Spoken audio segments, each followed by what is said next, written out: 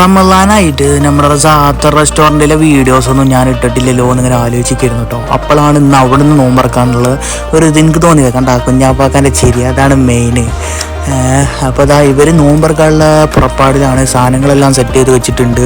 തരിക്കഞ്ഞിയുണ്ട്, പിന്നെന്താ പറയുക, ഈ റാപ്സ് ഇട്ടിട്ടുള്ള വാട്ടർ ഉണ്ട്. പിന്നെ ഞാൻ കുറച്ച് സെലക്റ്റഡ് ആയിട്ടുള്ള പൊരിക്കടികളും ഫ്രൂട്ട്സും ഉണ്ട് എടുത്തിട്ടുള്ളത്. എന്താ പറയാനാ, ഒക്കെ ഒരു മജാക്കിയിട്ട് ഒരു സെറ്റ് ചെയ്ത് തന്നിട്ടുണ്ട്. അപ്പോൾ നമ്മൾ ആദ്യമായിട്ട് ഉള്ളിവടയിൽ നിന്ന് ഇങ്ങനത്തെ സ്റ്റാർട്ട് ചെയ്തിട്ടുണ്ട്.